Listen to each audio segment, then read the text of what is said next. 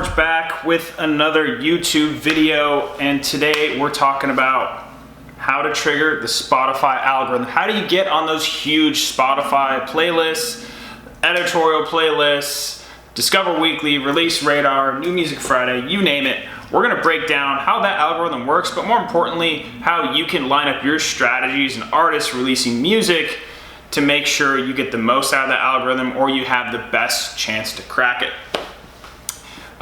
And just to put some context to it, there's a lot of videos out there that are on this subject, but they don't necessarily cover the detail we're gonna cover, or they don't talk about how you can align what you're doing as an artist to really slide in there and give yourself the best chance. At Playlist Push, we've worked with over 13,000 artists. We've seen thousands of those artists trigger that algorithm and get on those bigger playlists, get tons of streams, gain fans, and they're pretty much off and flying after that. So that's the ultimate goal.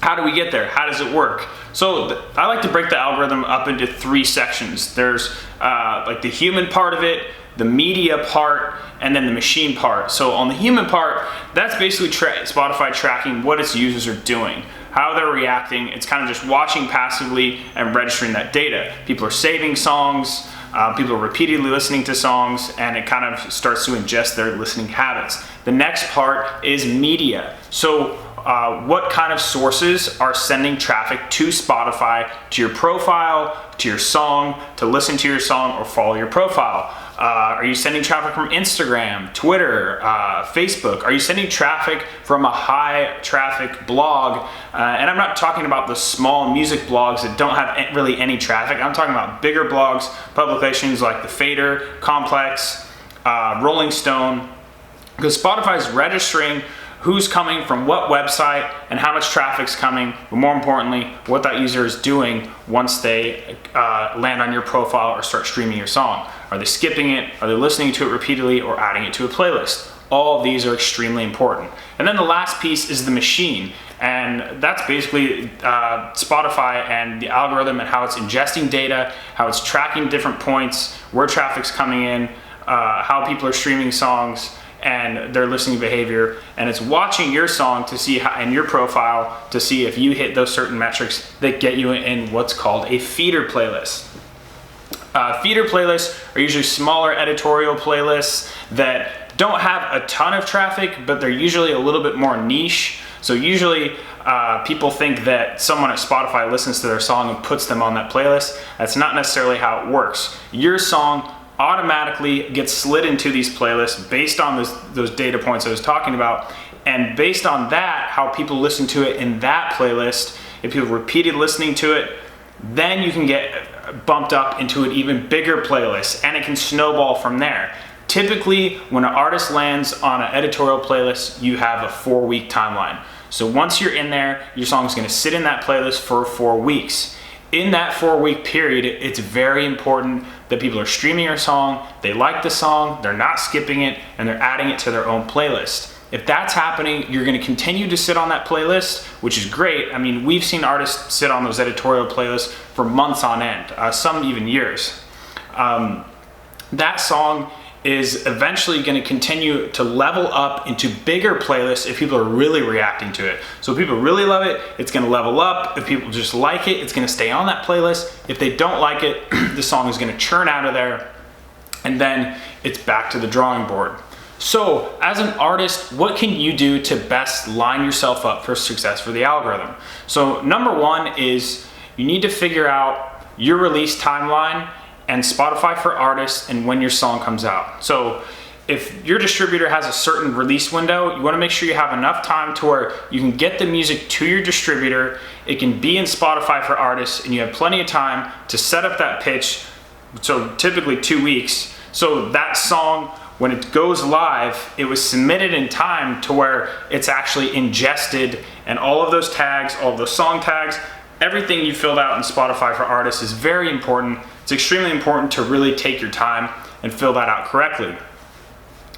To piggyback off of that, your distributor. So who you choose as a distributor. If you're using a mass distributor where you just pay a monthly fee and the only thing they do is upload your music to Spotify, that's fine.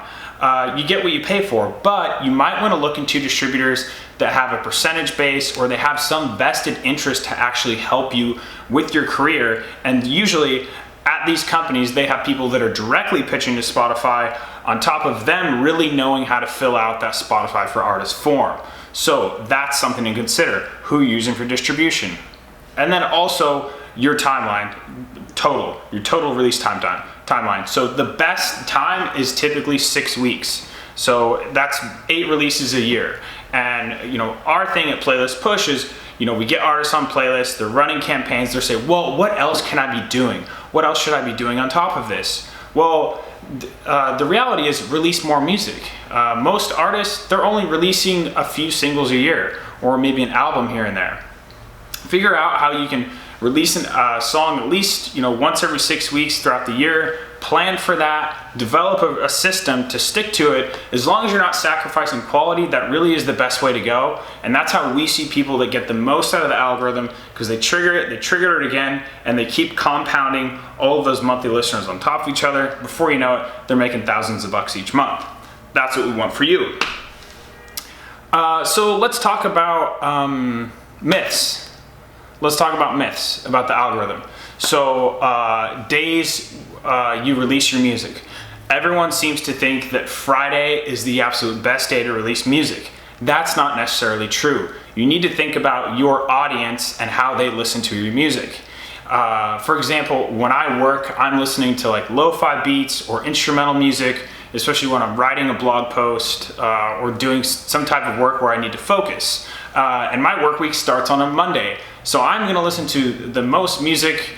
I'm almost always working Monday. I'm probably not working that much on Friday. So if you have that kind of music and you release on Friday, most of your fan base isn't really on platform to listen. To counter that, if you're releasing, high energy music like pop, hip hop, then yeah, you would want to release on Friday, but it's not necessarily for everyone. So keep that in mind. Think about your audience and when they're listening to your music and the context of it.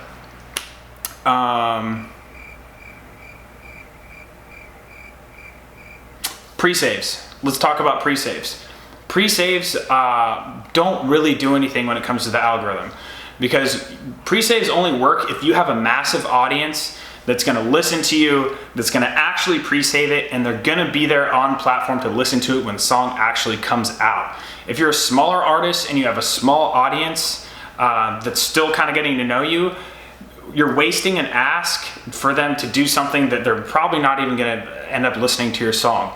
Why waste reaching out to them to pre-save when you really should be focusing on the first 24 to 48 hours when that song comes out? And that's when you want to ping those people and let them know that your song's live and they need to stream it. So pre-saves, they have no relation to Spotify editorial support. Like I said, if you have, in the hundreds or thousands of monthly listeners, forget about pre-saves. It's a total waste of time, and it's a waste of your fan base's time, even if you even have one at that point. So that's something to think about. Also, ads. There's a lot of people that say, oh yeah, you need to run Instagram ads because that really helps with engagement. Well, not necessarily. If you're running ads and someone clicks on the ad and they come to your profile and they don't like your music, so they either skip it or they click out of it straight away, or they only listen to 10 seconds, that really is going to damage your profile, and that's not going to help the algorithm at all. So until you're established and really have a massive following, forget about running ads. And when you're just growing and just starting out, the main thing you want to focus on is getting your music into playlists. So people are reacting to your music, they're listening to it, they're saving it, and that is the best way to slowly start and build. Advertising is something you want to set aside a budget for, but you really want to have a big audience and you want to have people that know you, so when they see that ad, they're going to actually react to it. It's not like, oh hey, here's me personally. If I see an ad on Instagram, I don't think I've ever actually gone to the profile and listened to the music. I just go, oh, that's cool, that guy's running ads. I might follow him on Instagram, which is fine. It can be a good way to grow on Instagram, but forget about ads when it comes to triggering the algorithm. So Yeah, that pretty much wraps it up, guys. That's just kind of what you can do to trigger the algorithm. So just to recap, 6-week timeline. That first 24 to 48 hours is very crucial. What we've seen when we run campaigns at Playlist Push is that first day of the campaign when the song comes out, or the second day, or the third or fourth day, that is the most important, and that's when we see the most editorial placements. The best thing about Playlist Push, if you set up a campaign with us, we can actually set up the campaign before the song comes out, and we can get the song out to our curators on release day. So on release day, and that first crucial 24, 48 hours, you're getting the most listeners, and that's when you're gonna get the most playlist ads, is at the beginning and the end of the 2-week campaign. With our campaigns, we track all the data, all the saves, streams, other playlists that end up adding your song to playlists. That's the great thing about Playlist Push. You're not only gonna get added to playlists that are in our network, but there's also listeners that are listening to those lists that add it to their playlist. So you might pick up, let's say 25, 30 lists, but you could end up getting added to hundreds in the grand scheme of things from other users that are listening to those lists. So those are just a few things to keep in mind when it comes to triggering that algorithm. If you guys have any questions or you want a little more insight, feel free to reach out, drop a comment, and don't forget to like and subscribe. Thanks, guys. See ya.